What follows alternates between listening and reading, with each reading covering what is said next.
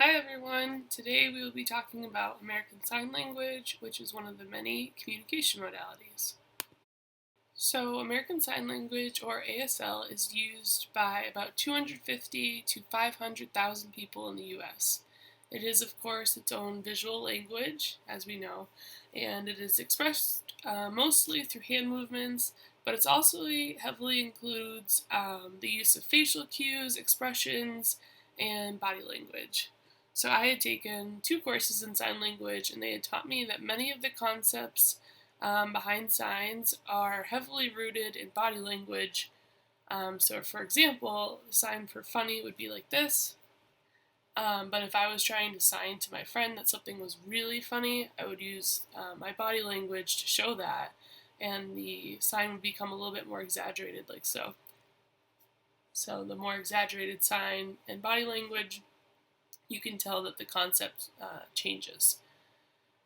So there are also many words that can be fingerspelled, as ASL uses signs to convey the alphabet. And one last basic fact that is surprising to some is that ASL is its own language, meaning that it is separate from English, as it uses its own grammar and vocabulary rules. So to be a successful ASL user and for this communication modality to suit your child, they must be able to use their fine motor skills in their hands and their arms to be able to use sign language. So those who have difficulty with fine motor movements, or even some of the more grosser and bigger motor movements, those will likely not be successful ASL users.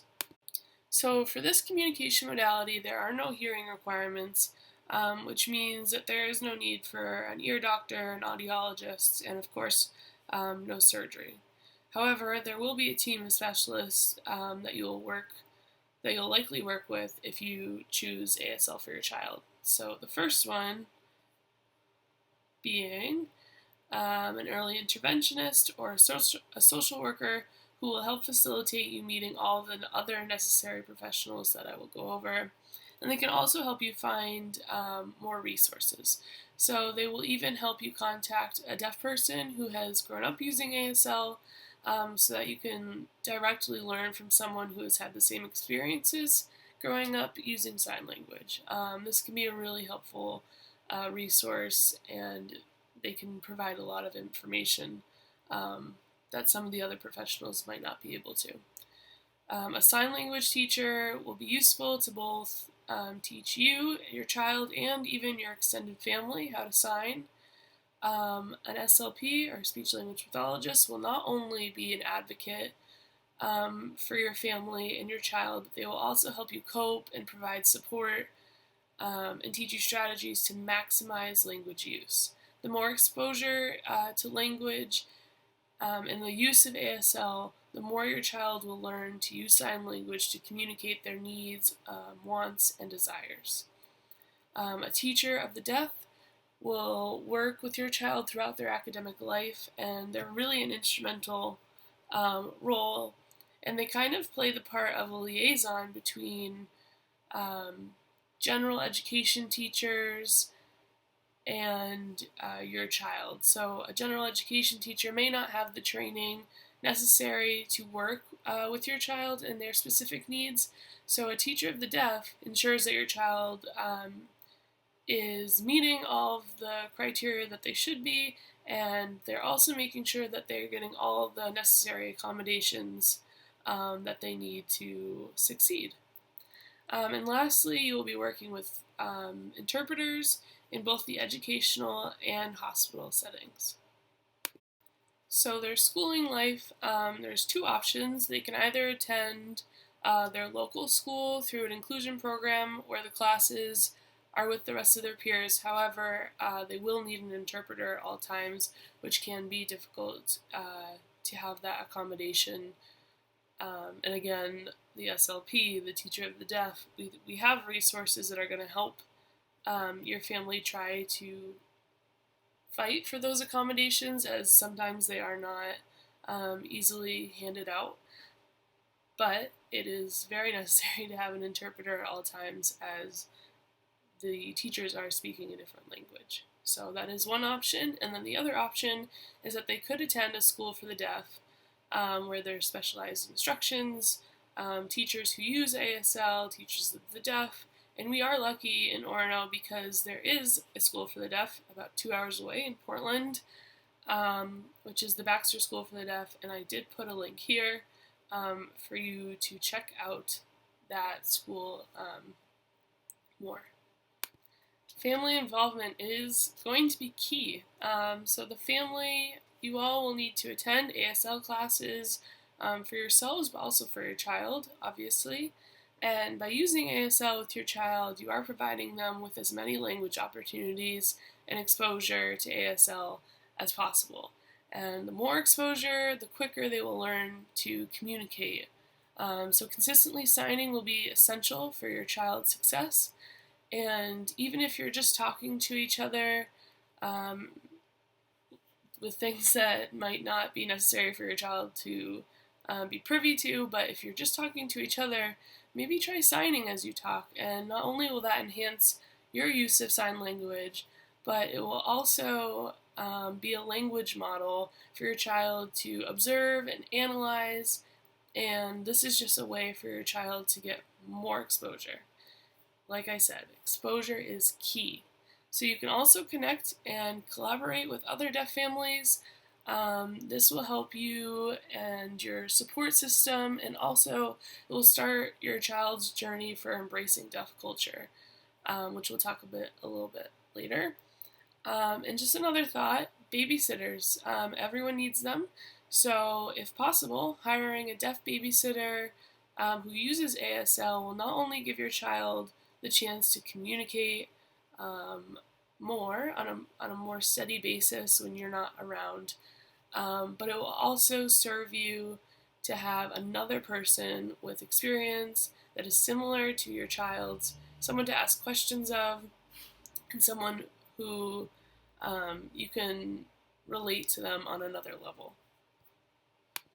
So like I mentioned before, ASL is different from English. It does not have a reading or writing component, so your child will have to learn a different language like English for both reading and writing. And given the obvious differences in the modalities between ASL, like I said, which is sign only, and English, which is both spoken and written, the transfer from sign to written form, the written form of spoken English, is neither automatic or clear-cut. It will be somewhat of a challenge. So there are options like visual phonics, which provides the ASL user to see the sounds of English, which will benefit their reading abilities. Visual phonics gives the student something to attach the sound to. It gives them a hand movement or whatnot. So it is a tool for reading. Another tool for reading that they could be using is sight word reading, which is where the student begins to memorize each word. So some positive aspects to choosing this communication modality is the influence on deaf culture. So deaf culture, it's the heart of the deaf community everywhere in the world. So language and culture are inseparable, as we know, and deaf community is a very inviting one for those who do choose to use ASL. So your child will have a possibly increased sense of self-identity as they discover all the leadership opportunities, pride, and people within the deaf community. Another positive aspect, is that there are no speech or hearing requirements. So choosing ASL allows your child to enter the deaf world without any change by using a visual and gestural communication modality. Another one is that children who use ASL have a natural transmission into communication. So just like a hearing child would, they're grabbing onto language and they're starting to use it in a natural manner. So they start using true signs around 6 months, and their language grows at a rapid rate. So some challenges that come with ASL are that 95% of children who are deaf and hard of hearing are born into hearing families.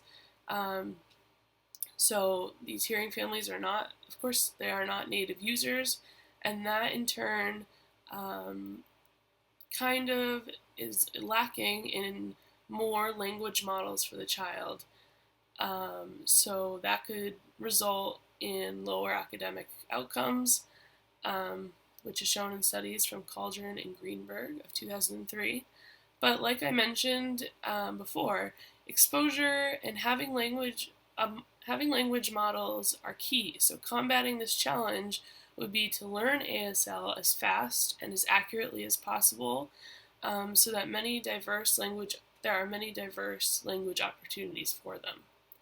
Yet another challenge is that they will also have to learn another language, like I talked about previously. To read and write, your child will have to learn English or another language that has written modalities, which can be a difficult endeavor as grammar and vocabulary is very different from ASL. Lastly, your child will not often have the opportunity to communicate with others, as the general public has a limited amount of people who use ASL. So that is more of a brief overview of ASL and American Sign Language. I hope that you would ask me any questions that you feel like you need the answer to. Hopefully you can check out those websites that I provided to you in the slideshow, and like I said, just feel free to ask any questions at any time, comment. I will be right here.